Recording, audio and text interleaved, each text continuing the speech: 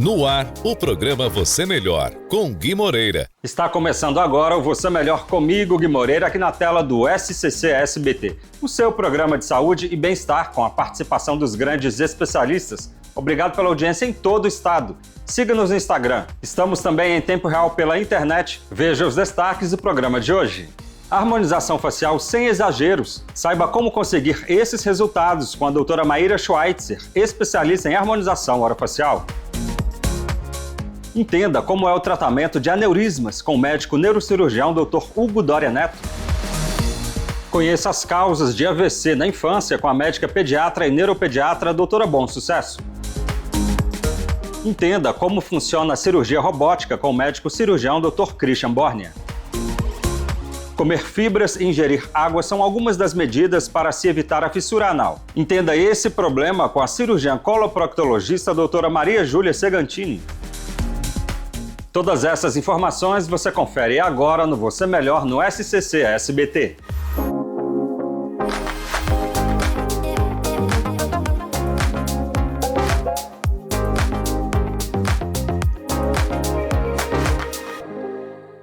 Realçar as características individuais de cada paciente, trazendo mais harmonia ao rosto, são os principais objetivos da harmonização orofacial. Um conjunto de técnicas para suavizar linhas de expressão, recuperar volumes que se perderam com o envelhecimento e ajustar proporções faciais de forma discreta, sem exageros. Entenda mais com a doutora Maíra Schweitzer. Olá, Gui Moreira! Olá para você que nos acompanha aqui.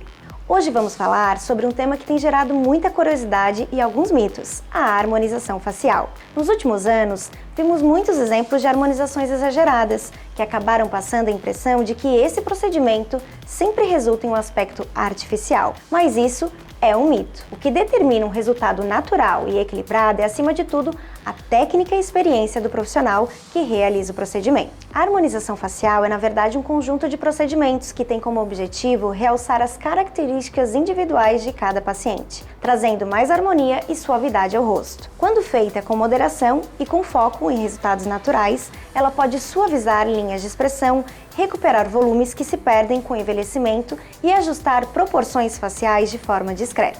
Usando produtos como o ácido hialurônico, botox e os bioestimuladores de colágeno, o profissional pode ajustar detalhes que fazem toda a diferença.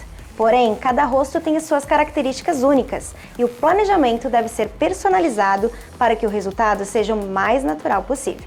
Escolher um profissional capacitado é essencial para alcançar um resultado suave e equilibrado. Ele irá saber como utilizar as técnicas adequadas e dosar os produtos para que o paciente fique com um aspecto rejuvenescido, natural, sem exageros. Portanto, a harmonização facial ela não precisa ser exagerada. Quando bem feita, ela pode ser uma aliada na autoestima e trazer mais segurança para sorrir, conversar e se relacionar. Por hoje eu fico por aqui, não se esqueça de me seguir nas redes sociais para mais dicas e informações sobre estética facial. Um abraço e até o próximo encontro!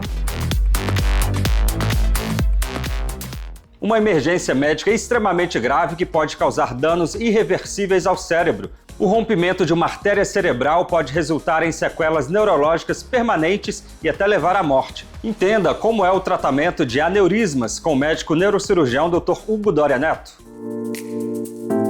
Bom dia, doutor. Tudo bom, Gui? Prazer estar aqui com vocês novamente. Doutor, para começar, conta pra gente. Eu estou sentindo dores de cabeça. É um sinal de aneurisma? Pode ser isso ou não? É mito? A dor de cabeça é o principal sintoma do aneurisma cerebral. Mas quando ele rompe, principalmente. E essa dor é muito específica, é uma dor súbita. Então é uma dor aguda, o paciente sente como se fosse uma trovoada na cabeça. E isso é um sinal de alerta até para muitos médicos nos pronto-socorros, porque ter dor de cabeça é muito comum, é um sintoma muito comum, né, na população brasileira e na população mundial em geral. Mas essa dor que é súbita, é de uma vez, forte, aguda, como se fosse uma trovoada, isso é um sinal claro de uma hemorragia cerebral. E a principal causa de hemorragia cerebral súbita e espontânea é o aneurisma cerebral roto. Então, por isso que não só os pacientes, quanto os familiares e também os médicos generalistas nos pronto-socorros, eles têm que estar muito habituados ao sintoma de cefaleia súbita. E aí, claro, quando rompe, ele pode vir associado a outros sintomas. Então o paciente, dependendo do lugar onde ele rompeu o aneurisma, ele pode ter desmaio, crise convulsiva.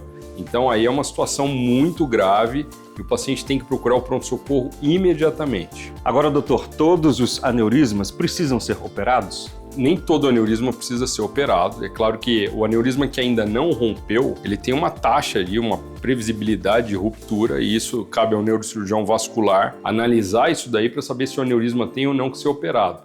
Mas esse tema é tão interessante que foi inclusive o tema do meu doutorado. Existem aneurismas cerebrais, e foi isso que eu consegui identificar no meu trabalho de doutorado, que são aneurismas na transição, né, que a gente chama de paraclinoideu. Então esse aneurisma está na transição entre o segmento cavernoso e o segmento supraclinoideu que está dentro do cérebro. Se o aneurisma estiver realmente dentro do cérebro, ele carrega com ele todo o risco de ruptura e todas as consequências que são gravíssimas. Mas se esse aneurisma, por exemplo, estiver abaixo, ou seja, estiver ali no seio cavernoso, ele não tem risco de romper. E isso é fundamental, muda a conduta, né?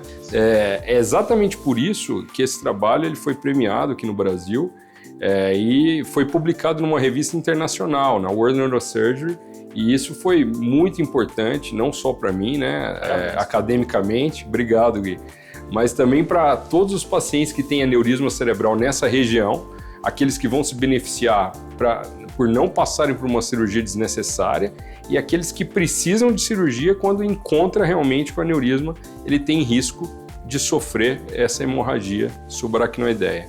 Quero até parabenizar pelo seu trabalho. Eu que agradeço, Gui. Muito obrigado. Sempre um prazer estar aqui com vocês, com os telespectadores, informando sempre. E agora eu espero ter tirado muitas dúvidas sobre o aneurisma cerebral, que é essa doença tão importante. Uma condição neurológica rara em crianças, mas que é considerada grave e pode provocar sequelas irreversíveis. Entre os sinais de alerta dados pelos pequenos estão fraqueza em um dos lados do corpo, alterações de consciência e convulsões. Conheça as causas do AVC na infância com a médica pediatra e neuropediatra doutora Bom Sucesso.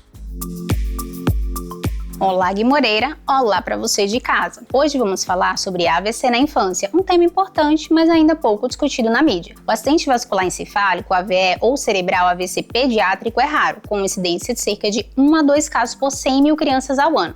Embora rara, é uma condição que merece destaque pela gravidade e risco de sequelas. O AVC pode ser isquêmico, quando há falta de oxigênio, ou hemorrágico, quando ocorre sangramento, sendo o primeiro mais comum. Seja isquêmico ou hemorrágico, há um bloqueio do fluxo sanguíneo na área cerebral afetada, causando morte dos neurônios e perda de função cerebral, que pode ser irreversível. As causas do AVC na infância incluem cardiopatias congênitas, que são doenças do coração, infecções, traumas, malformações vasculares, doenças genéticas e problemas hematológicos, que são doenças que afetam o sangue. O AVC na infância pode ocorrer ainda dentro do útero, ao nascimento ou nos primeiros anos de vida. Os sintomas do AVC incluem uma fraqueza do lado do corpo, alterações de consciência ou convulsões. O diagnóstico precoce ele é desafiador devido às semelhanças com os sintomas de outras condições neurológicas e a necessidade de um exame neurológico criterioso na primeira infância. O diagnóstico ele é confirmado por exames como tomografia computadorizada ou ressonância magnética de crânio.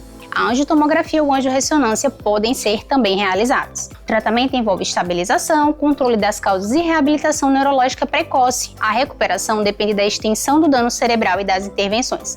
O acompanhamento com o neuropediatra é fundamental. Se seu filho apresenta qualquer dificuldade de movimento, principalmente o que a gente chama de assimetria, ou seja, ele costuma mexer mais um lado do corpo do que o outro nos primeiros anos de vida, busque ajuda especializada. Espero você no próximo programa.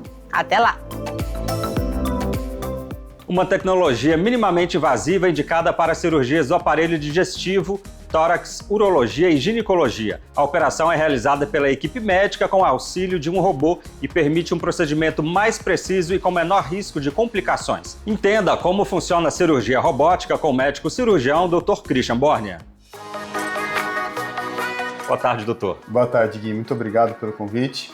Vai ser um prazer estar aqui com vocês hoje. Doutor, para começar, explica para a gente o que é a cirurgia robótica. Na verdade, a cirurgia robótica, ela nada mais é do que uma plataforma hoje que a gente tem para uma videocirurgia. Então, é uma ferramenta que o cirurgião tem para que a gente consiga ter uma cirurgia minimamente invasiva, com resultados e com uma segurança melhor ainda. E quais são as vantagens com relação às demais técnicas? A cirurgia robótica hoje a gente sabe que com a tecnologia a gente tem uma precisão maior com relação à tecnologia, a gente tem menores complicações, menores tempos de internação desses pacientes que levam a uma recuperação mais rápida. E quais são os procedimentos em que a cirurgia robótica é indicada? Então hoje a gente tem acesso a cirurgias, desde cirurgias torácicas, ginecológicas, do aparelho digestivo, urológicas, ginecológicas. Hoje, graças a essa tecnologia que tem se aprimorado cada vez mais, a gente tem conseguido ampliar para quase todos os tipos de cirurgias, né? Basicamente aí desde a região do tórax ao aparelho digestivo.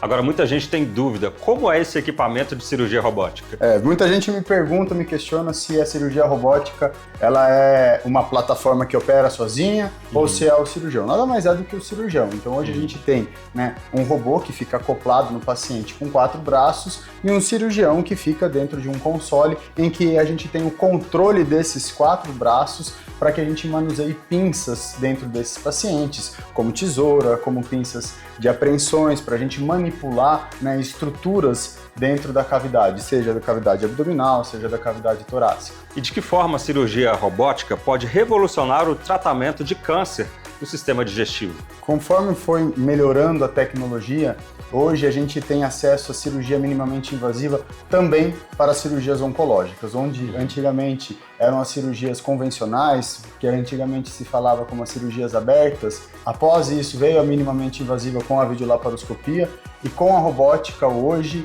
e com toda essa tecnologia, a gente tem mais precisão com relação ao tratamento. Eu conversei com o Dr. Christian Bornea. Doutor, muito obrigado pela sua participação aqui no Você Melhor. Gui, muito obrigado, você e a toda a equipe.